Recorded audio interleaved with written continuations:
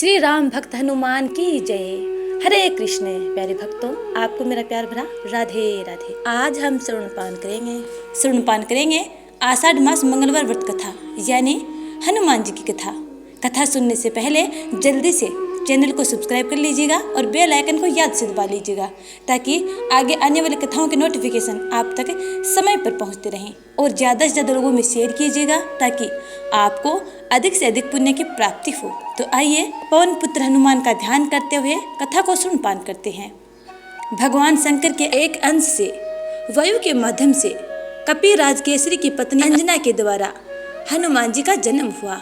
पवन पुत्र हनुमान भगवान श्री राम की सेवा करने के लिए उनके अवतार में आए, क्योंकि भगवान शंकर अपने रूप से इस सेवा का आनंद नहीं ले सकते थे। इसलिए उन्होंने अपने 11वें रुद्र रूप को वानर के रूप में अवतरित किया। हनुमान जी का जन्म होते ही वे उगते हुए सूर्य को एक लाल लाल फल समझकर निगलने के लिए आकाश की ओर दौड़ पड़े। उस दिन सूर्य ग्रहण का समय था और राहु ने देखा कि कोई अन्य व्यक्ति सूर्य को पकड़ने की कोशिश कर रहा है।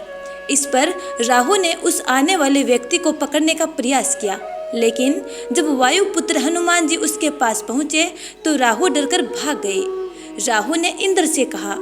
जब वह ऐरावत पर आए तो पवन कुमार ने उनको देखकर एक बड़ा सफेद फल समझकर उसको पकड़ लिया।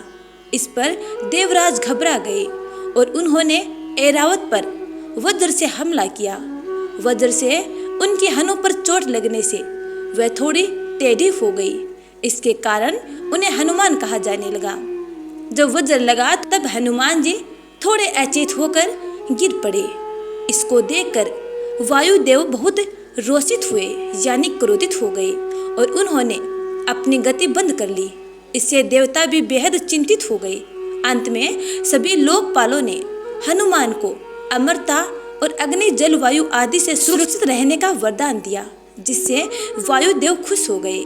इसी प्रकार अपनी जाति से चंचल हनुमान ऋषियों के आश्रमों में वृक्षों को आसानी से तोड़ देते थे और आश्रम की वस्तुओं को अस्त व्यस्त कर देते थे।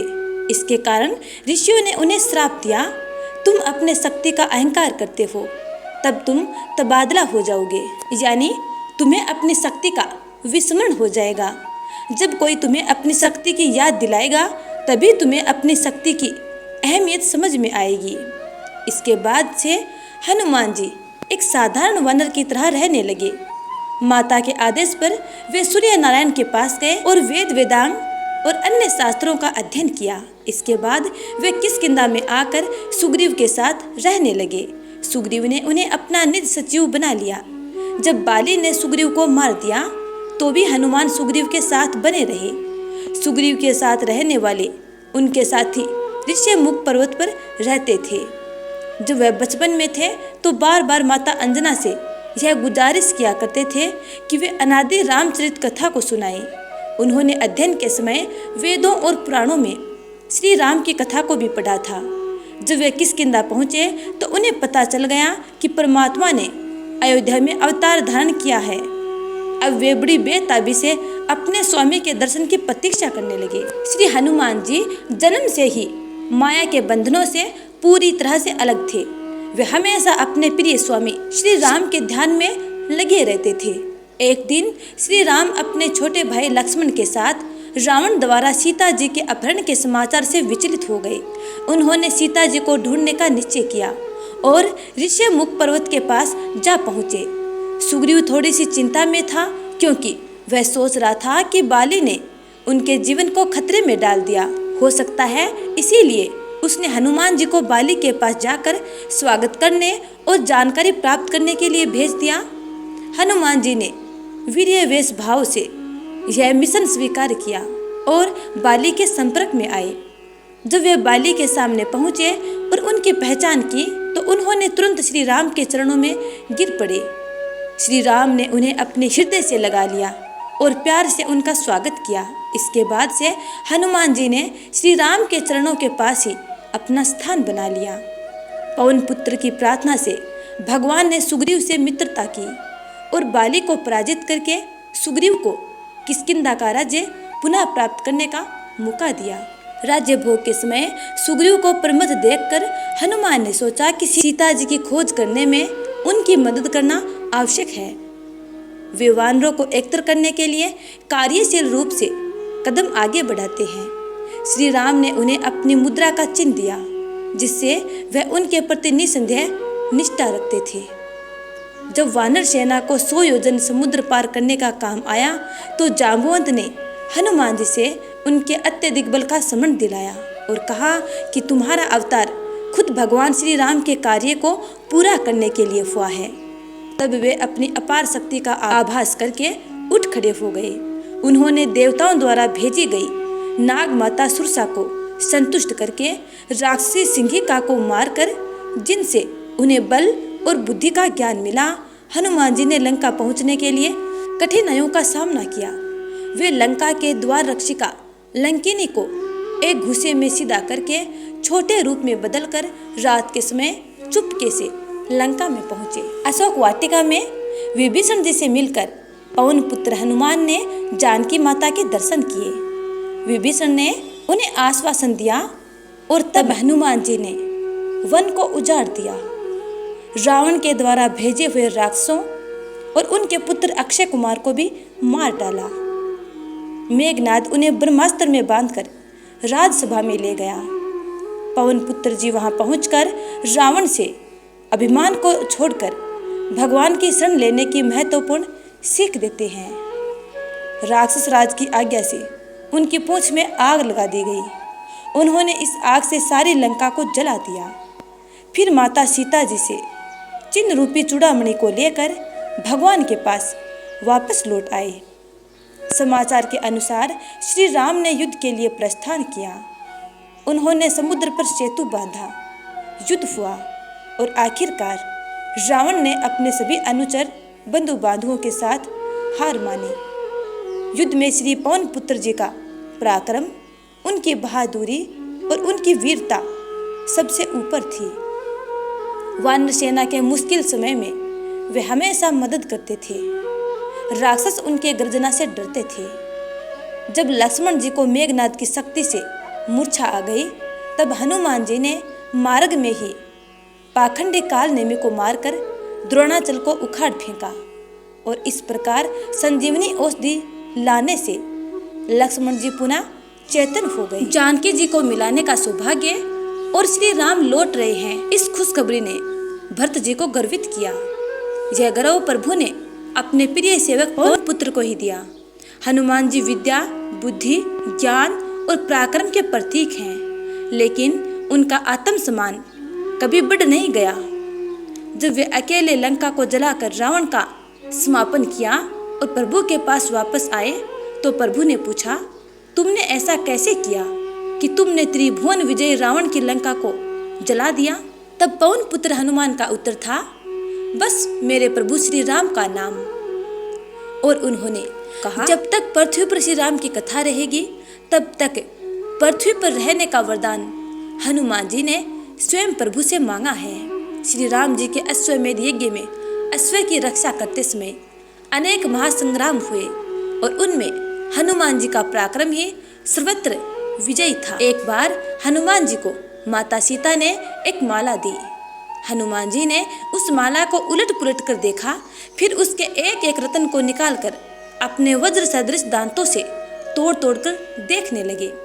उन्हें ऐसा करते देख विभीषण जी ने पूछा, हनुमान जी आप इन अमूल्य रत्नों को क्यों नष्ट कर रहे हैं? हनुमान जी ने अनमने भाव से उत्तर दिया, इन रत्नों में प्रभु श्री राम का नाम अंकित नहीं है, इसलिए ये मेरे लिए मूल्यहीन है। इस पर विभीषण जी ने कहा, आपके शरीर पर भी तो कहीं राम नाम अंकित नहीं है, फिर इसे आप क्यों धारण किए हैं? इस पर श्री हनुमान जी ने अपना हृदय चीर कर दिखलाया तो उनके अंतःस्थल में विराजमान श्री राम सीता के दर्शन सबको हुए।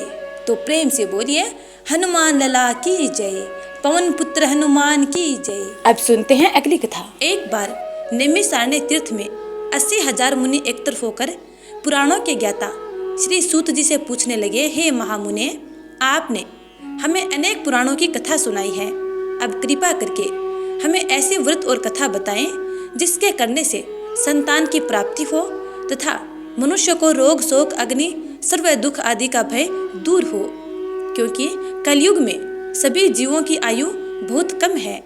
फिर इस पर उन्हें रोग चिंता के कष्ट लगे रहेंगे, तो फिर वे श्री हरि के चरणों में अपना ध्यान कैसे लगा सकेंगे। श्री सूत जी बोले, हे मुनियों, आपने लोक कल्याण के लिए बहुत उत्तम बात पूछी है।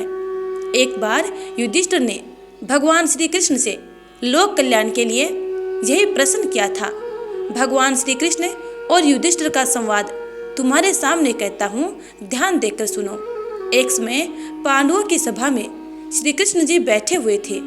तब युधिष्ठिर ने भगवान श्री कृष्ण से प्रश्न किया, हे प्रभु नंदनंदन गोविंद, आपने मेरे लिए अनेकों कथाएं सुनाई है।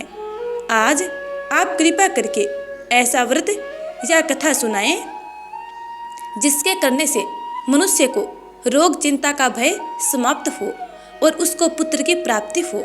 हे प्रभु, बिना पुत्र के जीवन व्यर्थ है। पुत्र के बिना मनुष्य पितृ ऋण से छुटकारा नहीं पा सकता, अतः पुत्रदायक व्रत बतलाएं।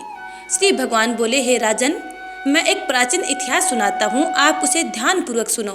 कुंडलपुर नामक एक नगर था, उसमें नंदा नामक एक ब्राह्मण रहता था। भगवान की कृपा से उसके पास सब कुछ था, फिर भी वह दुखी था। इसका कारण यह था कि ब्राह्मण की स्त्री सुनंदा के कोई संतान नहीं थी। सुनंदा पतिव्रता थी, भक्ति पूर्वक श्री हनुमान जी की आराधना किया करती थी। मंगलवार के दिन व्रत करके अंत में भोजन बनाकर हनुमान जी को भोग लगाने के बाद स्वयं भोजन करती थी।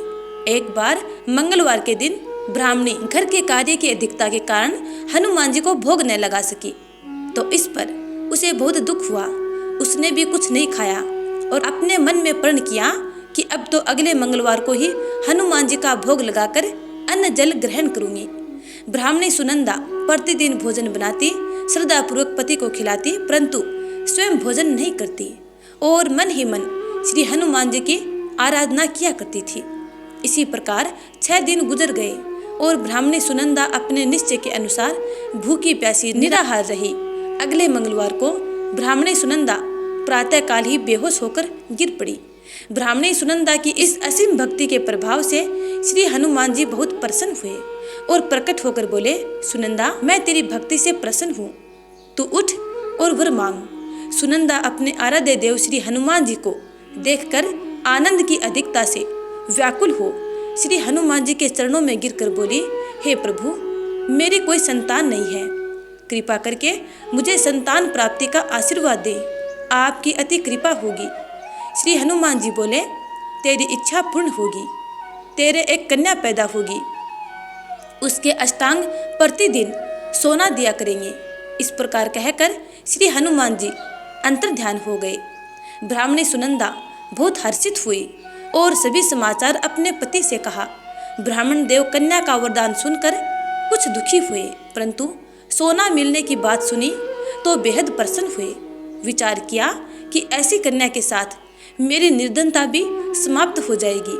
श्री हनुमान जी की कृपा से वह ब्राह्मणी गर्भवती हुई और 10वें महीने में उसे बहुत ही सुंदर पुत्री प्राप्त हुई।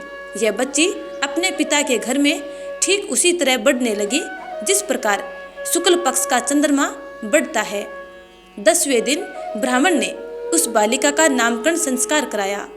उसके कुल पुरोहित ने उस बालिका का नाम रत्नावली रखा, क्योंकि यह कन्या सोना प्रदान किया करती थी। इस कन्या ने पूर्व जन्म में बड़े ही विधान से मंगल देव का व्रत किया था। रत्नावली का अष्टांग बहुत सा सोना देता था। उस सोने से नंदा ब्राह्मण बहुत ही धनवान हो गया। अब ब्राह्मणी भी बहुत अभिमान करने लगी। समय बीतता रहा। अब रत्नावली 10 वर्ष की हो चुकी थी। एक दिन जब नंदा ब्राह्मण प्रसन्नचित्त था, तब सुनंदा ने अपने पति से कहा, मेरी पुत्री रत्नावली विवाह के योग्य हो गई है, अतः आप कोई सुंदर तथा योग्य वर देखकर इसका विवाह कर दे। यह सुन ब्राह्मण बोला, अभी तो रत्नावली बहुत छोटी है। तब ब्राह्मणी बोली, शास्त्रों की आज्ञा है कि कन्या 8वें वर्ष में गौरी, 9वें वर्ष में रोहिणी, 10वें वर्ष में कन्या, इसके पश्चात रजस्वला हो जाती है। गौरी के दान से पाताल लोक की प्राप्ति होती है, रोहिणी के दान से वैकुंठ लोक की प्राप्ति होती है तथा कन्या के दान से इंद्रलोक में सुखों की प्राप्ति होती है। अगर हे पतिदेव रजस्वला का दान किया जाता है तो घोर नरक की प्राप्ति होती है। इस पर ब्राह्मण बोला, अभी तो रत्नावली मात्र 10 वर्ष की है और मैंने तो 16-16 वर्ष की कन्याओं के विवाह कराई हैं, अभी जल्दी क्या है। तब ब्राह्मणी सुनंदा बोली, आपको तो लोभ अधिक हो गया है, ऐसा लगता है। शास्त्रों में कहा गया है कि माता पिता और बड़ा भाई रजस्वला कन्या को देखते हैं तो वह अवश्य ही नरकगामी होते हैं। तब ब्राह्मण बोला, अच्छी बात है, कल मैं अवश्य ही योग्य वर की तलाश में अपना दूत भेजूंगा। दूसरे दिन ब्राह्मण ने अपने दूत को बुलाया और आज्ञा दी कि जैसी सुंदर मेरी कन्या है वैसा ही सुंदर वर उसके लिए तलाश करो। दूत अपने स्वामी की आज्ञा पाकर निकल पड़ा। पंपई नगर में उसने एक सुंदर लड़के को देखा। यह बालक एक ब्राह्मण परिवार का बहुत गुणवान पुत्र था। इसका नाम सोमेश्वर था। दूत ने इस सुंदर व गुणवान ब्राह्मण के पुत्र के बारे में अपने स्वामी को पूर्ण विवरण दिया। ब्राह्मण नंदा को भी सोमेश्वर अच्छा लगा और फिर शुभ मुहूर्त में विधि पूर्वक कन्यादान करके ब्राह्मण ब्राह्मणी संतुष्ट हुए। परंतु ब्राह्मण के मन में तो लोभ समाया हुआ था। उसने कन्या तो दान कर दिया था पर वह बहुत खिन्न था। उसने विचार किया कि रत्नावली तो अब चली जाएगी और मुझे इससे जो सोना मिलता था वह अब नहीं मिलेगा। मेरे पास जो धन था कुछ तो इसके विवाह में खर्च हो गया और जो शेष बचा है वह भी कुछ दिनों में समाप्त हो जाएगा। मैंने तो इसका विवाह करके बहुत बड़ी भूल कर दी है। अब कोई ऐसा उपाय हो कि रत्नावली मेरे घर में ही बनी रहे, अपनी ससुराल न जावे। लोभी रूपी राक्षस ब्राह्मण के मस्तिष्क पर छाता जा रहा था। रात भर अपनी सैया पर बेचैनी से करवटें बदलते बदलते उसने एक बहुत करूर निर्णय लिया। उसने विचार किया कि जब रत्नावली को लेकर उसका पति सोमेश्वर अपने घर के लिए जाएगा तो वह मार्ग में छिपकर सोमेश्वर का वध कर देगा और अपनी लड़की को अपने घर ले आवेगा, जिससे नियमित रूप से उसे सोना भी मिलता रहेगा और समाज का कोई मनुष्य उसे दोष भी नहीं दे सकेगा। प्रातःकाल हुआ तो नंदा और सुनंदा ने अपने जमाई तथा लड़की को बहुत सा धन देकर विदा कर दिया। सोमेश्वर अपनी पत्नी रत्नावली को लेकर ससुराल से अपने घर की तरफ चल दिया। ब्राह्मण नंदा महालोभ के वशीभूत हो अपनी मति खो चुका था। पाप पुण्य को उसे विचार न रहा था। अपने भयानक व करूर निर्णय को कार्य रूप देने के लिए उसने अपने दूत को मार्ग में अपने जमाई का वध करने के लिए भेज दिया था, ताकि रत्नावली से प्राप्त होने वाला सोना उसे हमेशा ऐसे ही मिलता रहे और वे कभी निर्धन न हो। ब्राह्मण के दूत ने अपने स्वामी की आज्ञा का पालन करते हुए उसके जमाई सोमेश्वर का वध कर दिया। समाचार प्राप्त कर ब्राह्मण नंदा मार्ग में पहुंचा और रुदन करते हुए अपने पुत्री रत्नावली से बोला, हे पुत्री, मार्ग में लुटेरों ने तेरे पति का वध कर दिया है। भगवान की इच्छा के आगे किसी का कोई वश नहीं चलता। अब तू घर चल, वहां पर रहकर शेष जीवन व्यतीत कर। जो भाग्य में लिखा है वही होगा। अपने पति की अकाल मृत्यु से रत्नावली बहुत दुखी हुई और करुण क्रंदन व रुदन करते हुए अपने पिता से बोली, हे पिताजी, इस संसार में जिस स्त्री का पति नहीं है उसका जीना व्यर्थ है। मैं अपने पति के साथ ही अपने शरीर को जला दूंगी और सती होकर अपने इस जन्म को, माता पिता के नाम को तथा सास ससुर के यश को सार्थक करूंगी। ब्राह्मण नंदा अपनी पुत्री रत्नावली के वचनों को सुनकर बहुत दुखी हुआ। विचार करने लगा, मैंने व्यर्थ ही जमाई वध का पाप अपने सिर पर ले लिया। रत्नावली तो उसके पीछे अपने प्राण तक देने को तैयार है। मेरा तो दोनों तरफ से मरण हो गया है। धन तो अब मिलेगा ही नहीं। जमाई वध के पाप के फलस्वरूप यम यातना भी भुगतनी पड़ेगी। यह सोचकर वह बहुत खिन्न हुआ।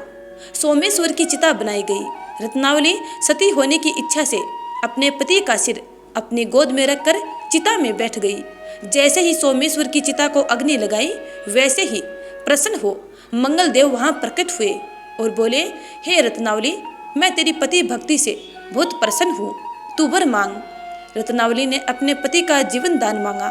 तब मंगल देव बोले, रत्नावली, तेरा पति अजर और अमर है, यह महाविद्वान भी होगा और इसके अतिरिक्त तेरी जो इच्छा हो वर मांग। तब रत्नावली बोली, हे ग्रहों के स्वामी, यदि आप मुझ पर प्रसन्न हैं तो मुझे ये वर दीजिए कि जो भी मनुष्य मंगलवार के दिन प्रातःकाल लाल पुष्प लाल चंदन से पूजा करके आपका स्मरण करें, उसको रोग व्याधि न हो, सब जनों का कभी वियोग न हो, सर्प अग्नि तथा शत्रुओं का कभी भय न रहे। जो स्त्री मंगलवार का व्रत करे वह कभी विधवा न हो। मंगल देव तथास्तु कहकर अंतर्ध्यान हो गए। सोमेश्वर मंगल देव की कृपा से जीवित हो उठा। रत्नावली अपने पति को पुनः प्राप्त कर बेहद प्रसन्न हुई और मंगल देव का व्रत प्रत्येक मंगलवार को करके व्रतराज और मंगल देव की कृपा से इस लोक में सुख ऐश्वर्य को भोगते हुए अंत में अपने पति के साथ स्वर्गलोक को चली गई।